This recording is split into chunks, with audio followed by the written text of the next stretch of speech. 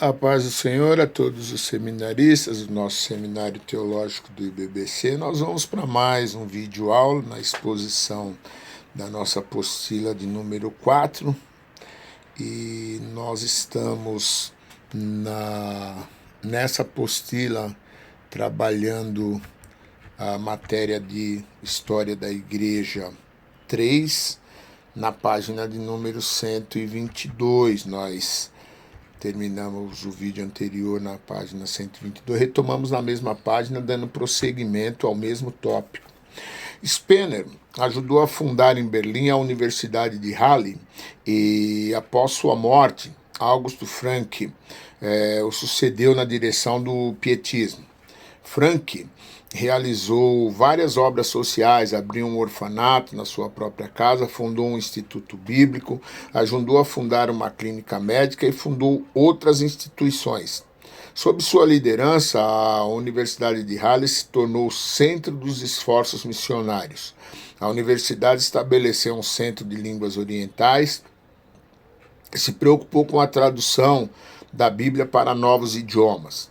O movimento pietista espalhou-se pela Holanda e Escandinávia e foi identificado com o puritanismo inglês. Spener foi influenciado pela literatura puritana. A proposta de Spener de uma nova reforma atraiu o interesse de milhares de pessoas, ao mesmo tempo em que ele era acusado de ser um individualista subjetivo, emotivo e até herético. Algumas das principais consequências causadas pelo pietismo foram: 1. Influenciou as igrejas luteranas da Alemanha, Noruega, Suécia, Dinamarca, estimulando o zelo religioso. 2. O começo do movimento missionário. Os reformadores do século XVI não deram a devida importância às missões. 3. Influenciou os menonitas, os morávios e a igreja holandesa reformada e John Wesley. 4. Sua proposta de revitalização da igreja influenciou a posteridade protestante até o século XIX. Deu origem à formação da Igreja Morávia. Os aspectos negativos do movimento têm sido destacados pelos estudiosos e críticos daquela época. 1. Subjetivismo e emocionalismo. 2. Prática ascética e legalista. 3. Separatismo. 4. Criticada por subestimar a tradição cristã. Entretanto, os pontos positivos têm sido considerados de inegável valor. Vamos a ele. Enfatizou o sacerdócio cristão. Encerramos a página 122. 2. Despertamento para as missões. 3. Encorajou os leigos a participarem do ministério cristão. 4. Acentuou a importância das obras sociais. 5. Vida cristã em harmonia com a fé. E 6. Foi a fonte de todos os reavivamentos modernos, com sua ênfase na experiência cristã. Lição 9, 2.3. Os moravianos. O movimento moraviano é o resultado do pietismo, mas a Igreja da Morávia, cidade próxima à Boêmia, remonta ao tempo de John Hus, que foi o fundador dos Irmãos Boêmios, de onde emergia a Igreja Morávia. Após a Guerra dos 30 Anos, quando foram perseguidos, os morávios buscaram refúgio em terras protestantes. O pietista Nicolas von Zinzendorf, conhecido como Conde de Zinzendorf, afilhado de Spener e aluno de Frank, ofereceu suas propriedades para os morávios se estabelecerem. Eles fundaram uma comunidade chamada de Herrnhut, o Senhor Guarda, que atraiu a atenção e posterior adesão do Conde de Zinzendorf. Zinzendorf estudou em Halle e pregava uma vida de devoção pessoal a Cristo. Em 1727 ele se tornou o líder dos morávios. Muitos pietistas e outras pessoas se uniram à comunidade que o conde quis incorporar à Igreja Luterana da Saxônia. Os moravianos resistiram a essa ideia e queriam formar uma igreja independente. Por volta de 1745, Zinzendorf organizou a igreja com bispos, presbíteros e diáconos, sendo ele o seu bispo. O movimento moraviano tinha uma grande visão missionária e enviou missionários para a Índia Ocidental, Groenlândia e África, e contribuiu para o trabalho missionário do século XIX. Eles se espalharam pela Alemanha, Dinamarca, Rússia, Inglaterra, Holanda e Estados Unidos. Os moravianos desempenharam um papel fundamental na vida de John Wesley quando levou a fé pessoal. Encerramos a página 123. Na página 124, lição 9.2.4, o metodismo. Esse movimento é considerado o terceiro despertamento religioso na Inglaterra depois da Reforma e do Puritanismo. O nome metodista foi dado a um grupo de estudantes de Oxford que se reunia para o estudo bíblico metódico e para orarem. Por volta de 1729, o grupo já era chamado de Clube Santo e era composto por cerca de 25 jovens, a maioria de anglicanos. O grupo era liderado por Charles Wesley e depois pelo seu irmão John, em 1729. John Wesley era o 15º de 19 filhos de Samuel, pastor anglicano, e Susana. Estudou em Oxford em 1728, foi ordenado ao ministério anglicano e trabalhou como assistente de seu pai. No ano seguinte, ele se tornou líder do Clube Santo. De 1735 a 1737, Wesley serviu como capelão na nova colônia de Geórgia, onde pregou aos índios. Mas essa experiência em Geórgia não teve bom êxito e John Wesley se sentiu frustrado e voltou para a Inglaterra em 1738. No mesmo ano, ele teve uma experiência que mudou sua vida ao ouvir a leitura do prefácio ao comentário de Romanos de Lutero na Sociedade Anglicana de Londres. Naquele momento, ele mesmo conta que senti meu coração estranhamente aquecido, que confiava em Cristo e me foi dada a certeza de que ele tirara os meus pecados. Cerca de 3 anos antes, ele havia conhecido um grupo de moravianos que viajava a bordo de um navio para a Geórgia para evangelizar os índios.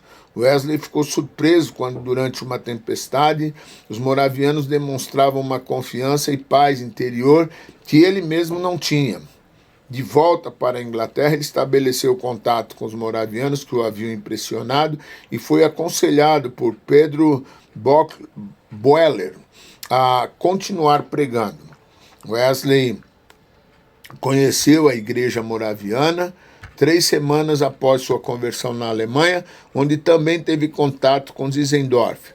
Ele não se via como moraviano quando voltou para Londres, reassumiu o ofício da pregação nas igrejas, até o momento em que o púlpito lhe foi negado nas igrejas anglicanas. Em 1735, o Clube Santo recebeu o ingresso de George Whitefield, o pregador mais poderoso e popular do século XVIII. Ordenado ao ministério episcopal e com o estilo emotivo de pregação, foi pregador de multidões ao ar livre em Bristol. Diante dos resultados nessa cidade, ele convidou John Wesley, que começou a carreira de pregador ao ar livre, não sem antes hesitar com este método inovador. Quando Whitefield tinha que partir para a América, Wesley ficava encarregado de seu trabalho durante sua ausência.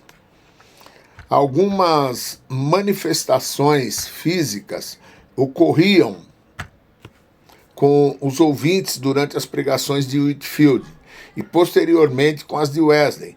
Homens e mulheres choravam profundamente, alguns caíam desmaiados e outros tinham convulsões.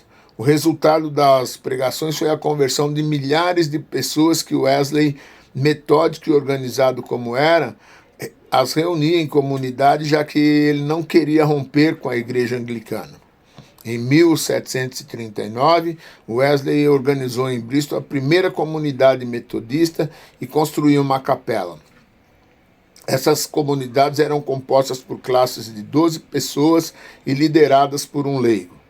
A Inglaterra foi dividida em 5 circuitos e havia tantas organizações e líderes que em 1744 foi realizada a primeira conferência anual de seus pregadores. O movimento cresceu rapidamente e Wesley, além da Inglaterra e Estados Unidos, pregou também na Escócia, País de Gales e Irlanda. Whitefield rompeu com Wesley com respeito à doutrina da predestinação.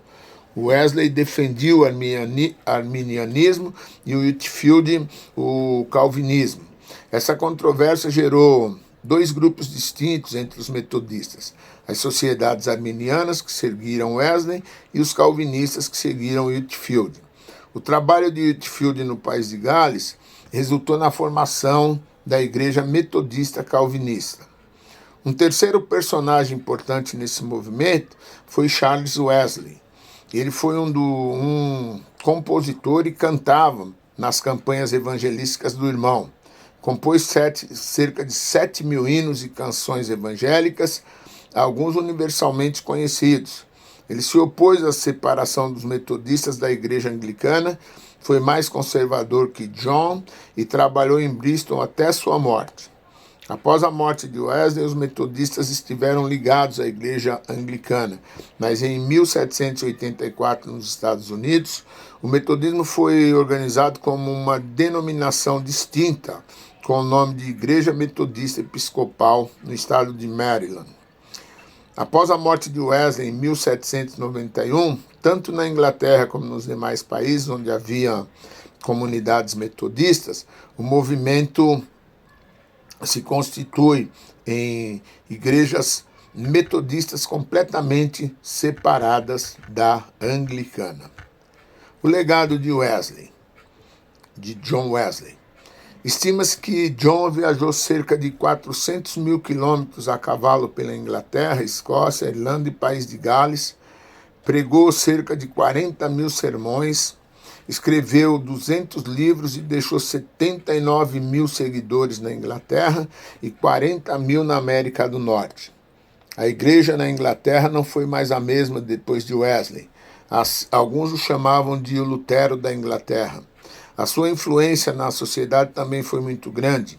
Ele defendeu a abolição da escravatura, se opôs à guerra, ao álcool e evitou uma revolução na Inglaterra semelhante à ocorrida na França, com a conversão de inúmeros trabalhadores. Influenciou o fundador do movimento de escolas dominicais, Robert Hicks. Na Inglaterra e em suas colônias e em outros países onde o metodismo fora implantado, a vida religiosa e social testemunhara a renovação e transformação que ainda hoje é sentida.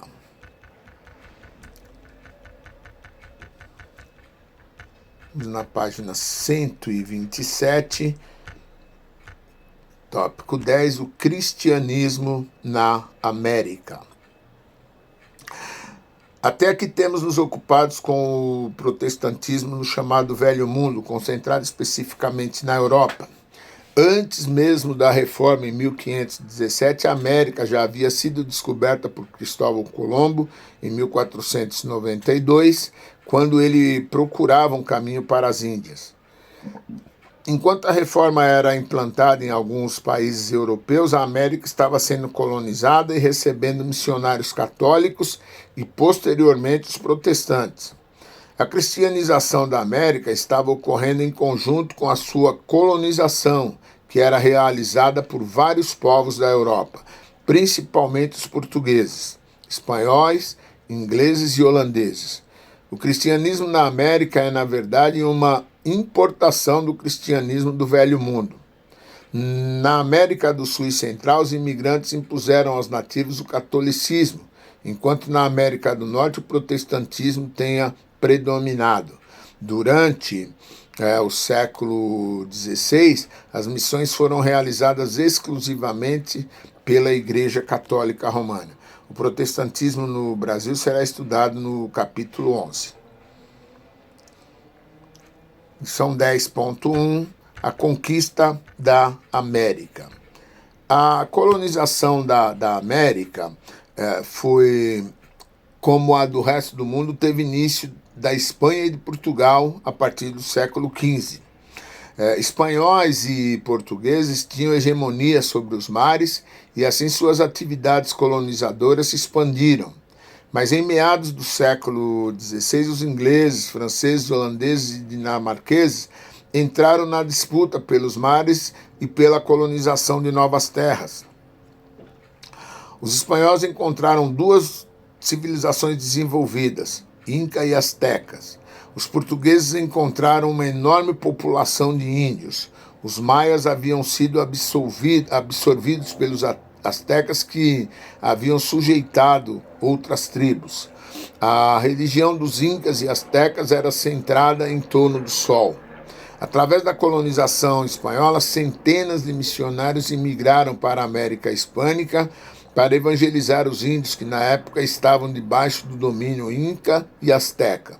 Estima-se que entre 1524 e 1531, os franciscanos batizaram cerca de 1 milhão de índios, e em 1574 havia 200 mosteiros, dominicanos e franciscanos.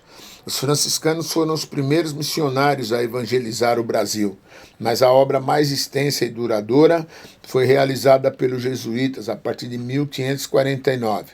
Em 1584 já havia cerca de 100 mil conversões. O padre José de Anchieta, que chegou ao Brasil em 1553, batizou milhares de índios. Até 1550, os missionários franciscanos já haviam chegado a Venezuela, México, Peru e Argentina, e no século seguinte desenvolveram atividades missionárias no Equador, Bolívia e Chile. Somente no México, em 1524 e 1531, cerca de 1 milhão de índios foram batizados por missionários franciscanos. No princípio do século XVI, a Inglaterra começou suas atividades colonizadoras, especialmente na América do Norte. Em 1620, os primeiros peregrinos chegaram à Virgínia, que foi a primeira das 13 colônias fundadas e colonizadas pelos britânicos. Essas 13 colônias vieram a ser os Estados Unidos. Essa nova Inglaterra recebeu cerca de 30 mil puritanos ingleses. A colonização deste novo país seria essencialmente protestante. Nos anos subsequentes, além de puritanos, anglicanos, congregacionais menonitas, metodistas e presbiterianos também chegariam nessas colônias para estabelecer uma organização missionária. Em 1775, as colônias se rebelaram contra a Inglaterra e houve uma sangrenta revolução que durou até 1783. Em 1776 é declarada a independência dos Estados Unidos e a partir de então foram organizadas igrejas nacionais. Em 1784 foi estabelecida a Igreja Episcopal Metodista. Em 1789 os anglicanos fundaram a Igreja Episcopal Protestante. Os presbiterianos organizaram sua Igreja Nacional em 1788. Os holandeses reformados organizaram sua Igreja Nacional em 1792 e os alemães reformados em 1793. São 10.2, o Grande Avivamento. Foi tratado no capítulo anterior sobre as atividades evangelísticas de John Wesley e George Whitefield em algumas colônias da Nova Inglaterra. O Grande Avivamento teve seu início em 1726 e teve como palco que seria mais tarde nos Estados Unidos. De lá, o avivamento se espalhou para outros lugares, alcançando as diversas denominações existentes, produzindo resultados tanto espirituais como sociais e políticos. Há um consenso quanto ao nome do pregador reformado holandês, Theodore J. Frelinghuysen, como o criador do Grande Avivamento. Num tempo de muito formalismo, a frieza espiritual que caracterizavam muitas igrejas reformadas, Frelinghuysen começou a pregar nas congregações em New Jersey e o avivamento veio sobre as igrejas que estavam sob seu cuidado e se espalhou pela Nova Inglaterra. entre presbiterianos, congregacionais em Massachusetts, em 1734, cujo pastor era Jonathan Edwards. Chamado de teólogo do despertamento das colônias, Jonathan aceitava a validade da emoção que acompanhava as conversões entre os seus ouvintes. Em 1741, ele pregou um sermão que foi imortalizado de pecadores nas mãos de um Deus irado. O reavivamento atingiu todas as colônias e chegou ao seu ápice em 1740. E até o final de 1760, estima-se que houve cerca de 50 mil conversões e a formação de 150 novas igrejas somente na Nova Inglaterra. Outros resultados do grande avivamento foram: